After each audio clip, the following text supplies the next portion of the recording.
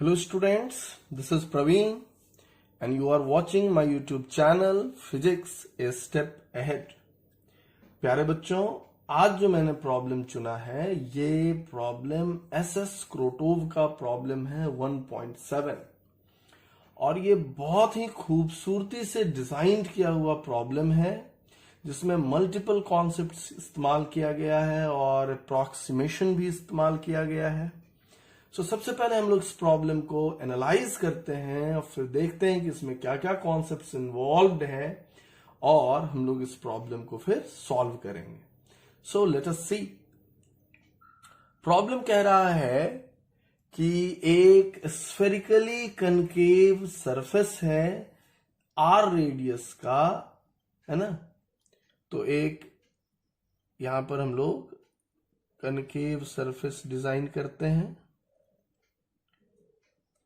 और इस concave surface का जो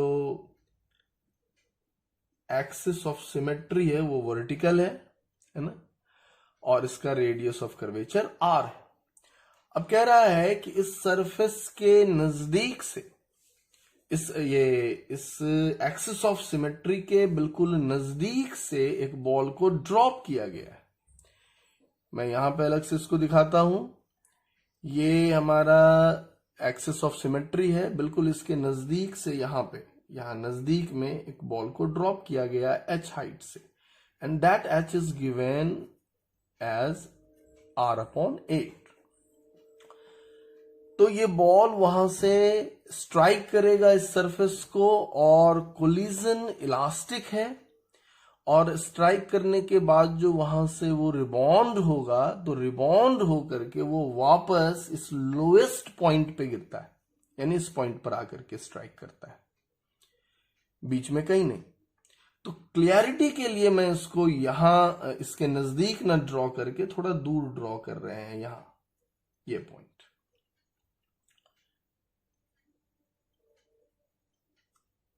अब देखो इस पॉइंट पर ये स्ट्राइक गिरा h हाइट से, है ना। तो ये इस सरफेस के साथ कितने एंगल पे गिरा, स्ट्राइक किया, है ना। तो ये थीटा एंगल पे, है ना। ये नॉर्मल लाइन हो गया और ये ऐसे यहां पे स्ट्राइक किया तो ये थीटा एंगल पे स्ट्राइक किया। अब देखो कह रहा है कि यहां से चलने के बाद, रिबाउंड होने के बाद वो सीधे यहां ड्रॉप कर रहा है और रास्ते में कहीं नहीं। तो प्रॉब्लम यह है कि अगर h r/8 है तो ये सीधे लोएस्ट पॉइंट पर ड्रॉप करेगा, ये दिखाओ। तो इस प्रॉब्लम को मैं अगर रिवर्स कर दूं कि अगर ये लोएस्ट पॉइंट पे गिरता है तो हाइट अगर कैलकुलेट करें और वो अगर r/8 आता है तो हमारा प्रॉब्लम सॉल्व हो जाएगा। तो यहां पर क्या क्या कॉन्सेप्ट इन्वॉल्व है वो हम लोग एक बार देखते हैं। तो यहां पर जो कॉन्सेप्ट्स इन्वॉल्व है, सबसे पहली बात तो ये कि अगर किसी बॉल को हम किसी हाइट h से ड्रॉप करते हैं, है ना, तो जमीन पर स्ट्राइक करते वक्त, ग्राउंड पर स्ट्राइक करते वक्त उसका स्पीड क्या होता है, ये फ्री फॉल मोशन में हम लोगों ने अच्छे से सीखा है, और ये हो जाता है 2gh का स्क्वायर रूट। ओके। और परफेक्टली इलास्टिक कोलिजन अगर किसी सरफेस पर हो रहा है और कोई पार्टिकल स्ट्राइक कर रहा है किसी एंगल पर, तो ये एंगल ऑफ इंसिडेंस थीटा है। तो ये जो यहां पर कोलिजन के बाद रिफ्लेक्ट करेगा वो भी उसी एंगल पर, और जिस स्पीड से ये यहां पर कोलाइड किया था, रिबाउंड भी होगा उसी स्पीड से। ये हम लोग जानते हैं परफेक्टली इनइलास्टिक कोलिजन के केस में, है ना। एंगल ऑफ इंसिडेंस और एंगल ऑफ रिफ्लेक्शन बराबर होता है और स्पीड बराबर होता है। और तीसरा कॉन्सेप्ट जो हम लोग इसमें यूज करेंगे वो ये है कि ये इस पॉइंट से इस पॉइंट तक आया, तो इस दौरान ये मोशन क्या है, वर्टिकल प्लेन में हो रहा है, तो ये प्रोजेक्टाइल मोशन है इन वर्टिकल प्लेन। और अगर कोई मोशन प्रोजेक्टाइल मोशन है वर्टिकल प्लेन में, तो ये मान लो अगर ये यहां पर किसी एंगल पर मूव किया, है ना, तो हम लोग जानते हैं यहां पर कि इस मोशन को हम लोग रिजॉल्व कर लेते हैं हॉरिजॉन्टल एक्सिस और वर्टिकल एक्सिस के अलोंग, और ये जानते हैं कि acceleration due to gravity vertical direction में ही है। सो वर्टिकल डायरेक्शन का मोशन एक्सेलरेटेड मोशन है, अंडर ग्रेविटी मोशन है, और हॉरिजॉन्टल डायरेक्शन का मोशन यूनिफॉर्म है, विदाउट एनी एक्सेलरेशन है। तो ये तीन कॉन्सेप्ट यहां पर इस्तेमाल है। और एक चौथा आइडिया जो इस्तेमाल किया गया है वो ये कि ये दोनों पॉइंट बहुत क्लोज होगा। अगर ऐसी स्थिति है तो ये जो एंगल यहां पर बन रहा है, ये थीटा जिसे हम लोगों ने यहां दिखाया है, ये थीटा क्या होगा हमारा, बहुत छोटा होगा, है ना, इट्स वेरी स्मॉल, है ना। तो हमें कुछ अप्रोक्सीमेशन यहां यूज करने होंगे। सो अब हम लोग इस प्रॉब्लम को सॉल्व करने के तरफ बढ़ते हैं। अब यहां देखो, बहुत बातें, बहुत कुछ क्लियर हो चुका है यहां पर। ये अगर ये h हाइट से गिर रहा है तो अब यहां देखो, ये हाइट तो हम लोग यहां से मेजर कर रहे हैं, है ना। So this is height h। अब देखो ये इस पॉइंट पर आया तो ये रिबॉन्ड भी यहां से होगा, ये तो इधर जाएगा।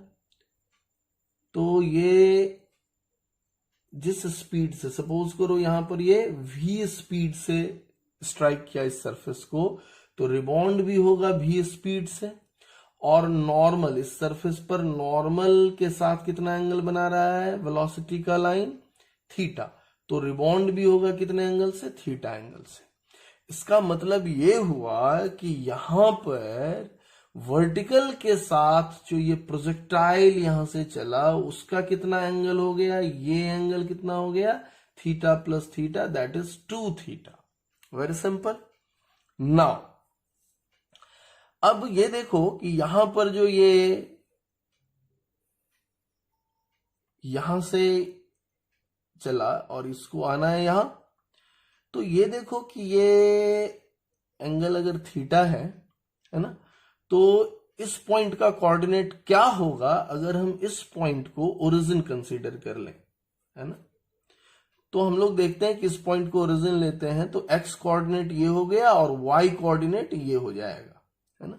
तो ये थीटा है, ये आर है, तो ये आर है, तो ये कितना हो गया, आर कॉस थीटा, है ना। तो ये कितना हो गया, R minus R cos theta, that is R into 1 minus cos theta. So यहां पर हम लोग बड़े आराम से इसका कोऑर्डिनेट लिख सकते हैं। और ये कितना हो गया, ये हो गया आर साइन थीटा, है ना।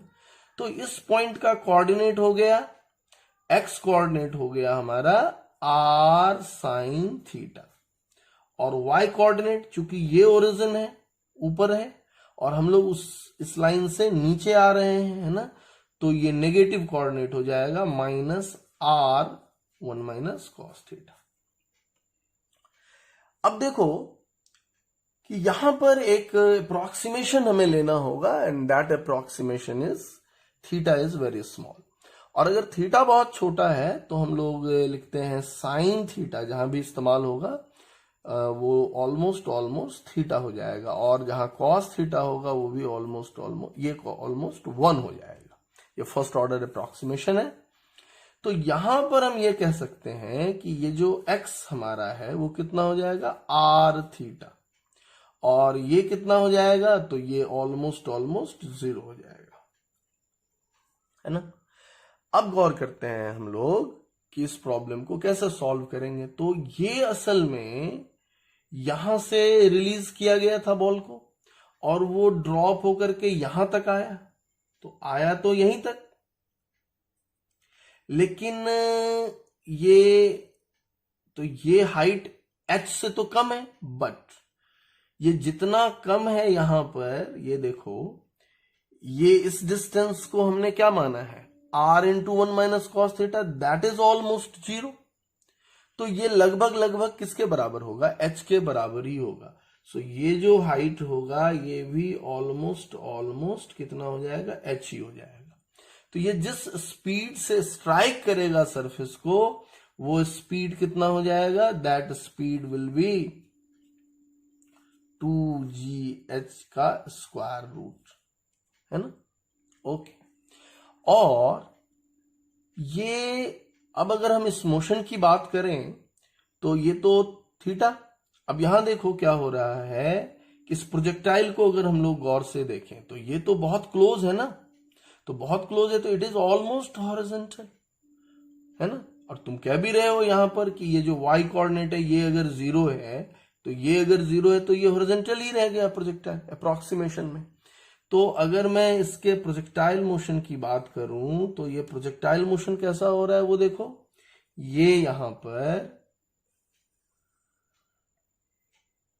ऐसे मूव किया और इसका वेलोसिटी कितना है, ये v है, और ये वर्टिकल के साथ कितने एंगल पर है, तो ये वर्टिकल के साथ 2 थीटा एंगल पर है। ओके, तो यहां पर और जहां ये स्ट्राइक किया इस पॉइंट पर, इसका x कोऑर्डिनेट कितना है, इट इज r थीटा, है ना। तो ये हो गया r थीटा, और ये जो y डिफरेंस जो है इस पॉइंट और इस पॉइंट में, उसको मैंने नेग्लेक्ट कर दिया है, 0 लगभग ले लिया है, तो ये हॉरिजॉन्टल प्लेन में ही हो, ये हॉरिजॉन्टल लाइन में ही हो गया। अब ये प्रॉब्लम बहुत ही आसान हो गया, है ना। So approximation makes this problem very easy. तो इसका जो वेलोसिटी कंपोनेंट होगा, है ना, x में और y में, तो y में कितना हो जाएगा, ये हो जाएगा v cos 2 थीटा, है ना। और थीटा बहुत छोटा है तो यहां पर हम कह सकते हैं कि 2 theta is also very small, है ना। तो cos 2 थीटा इज 1 ऑलमोस्ट, और sin 2 theta is almost 2 theta, है ना। और हॉरिजॉन्टल कंपोनेंट में जो वेलोसिटी होगा वो हो जाएगा v sin 2 थीटा, ये अप्रोक्सीमेटली हो जाएगा v into 2 theta, that is 2v theta, है ना। और ये अप्रोक्सीमेटली हो जाएगा v। अब गौर करो कि इसका जो ये तो रेंज है हमारा r थीटा, है ना, और वर्टिकल वेलोसिटी क्या हो गया, v हो गया। So it's very easy now कि, और v हमको पता है कितना है, रूट अंडर 2gh, है ना। तो ये हम लोग यहां पर यूज करें क्या, कि वर्टिकल डायरेक्शन में कितने स्पीड से प्रोजेक्टाइल चला, v स्पीड से, और हॉरिजॉन्टल में कितने स्पीड से चला, 2v थीटा स्पीड से चला, और ये यहां से यहां आ गया, है ना, कितने देर में, t टाइम में। तो हम लोग यहां पर टाइम ऑफ फ्लाइट बहुत आसानी से निकाल लेंगे, कितना होगा, तो वर्टिकल स्पीड v है तो इट्स 2v बाय g। और रेंज कैसे फाइंड आउट कर सकते हैं, रेंज तो r थीटा गिवन है, इट्स रेंज, तो range is r theta but horizontal speed is 2v theta. तो इस 2v थीटा को अगर टाइम ऑफ फ्लाइट से मल्टीप्लाई कर लें, क्योंकि ये तो कांस्टेंट स्पीड होगा, तो हम लोग बड़े आसानी से इसे लिख सकते हैं कि r theta that is the range and it is equal to horizontal speed that is 2v theta into time of flight that is t। और अब इसको अगर हम लोग सॉल्व करें यहां पर, तो ये थीटा थीटा कैंसिल हो गया और ये हमारा हो गया r equals 2v into theta की जगह पर 2v बाई जी, तो ये हो गया 4v स्क्वायर बाई जी, और v का स्क्वायर कर दो यहां पर सेट, तो ये कितना हो जाएगा, r equals 4 upon g into its 2gh, that is g cancel यहां पर, और ये हो जाएगा 8h, तो h कितना हो जाएगा, r अपॉन 8, है ना। यानी हम लोग ये मानते हुए कि ये प्रोजेक्टाइल लोएस्ट पॉइंट पर हिट करेगा, हमने h का कैलकुलेशन किया और approximately h comes out r upon 8, तो ये r अपॉन 8 आ गया, तो ये प्रॉब्लम सॉल्व हो गया, है ना। ये प्रूव हो गया कि ये इसी बॉटम पॉइंट पर स्ट्राइक करेगा। तो इस प्रॉब्लम में जो अप्रोक्सीमेशन का रोल है वो सबसे फाइनेस्ट रोल है ना। इसका जो ब्यूटीफुल पार्ट है इस प्रॉब्लम का, वो इसका अप्रोक्सीमेशन है। So this is one of the finest problem जो इस स्टैंडर्ड में डिजाइन किया जा सकता था, वो है ना। So thank you for watching.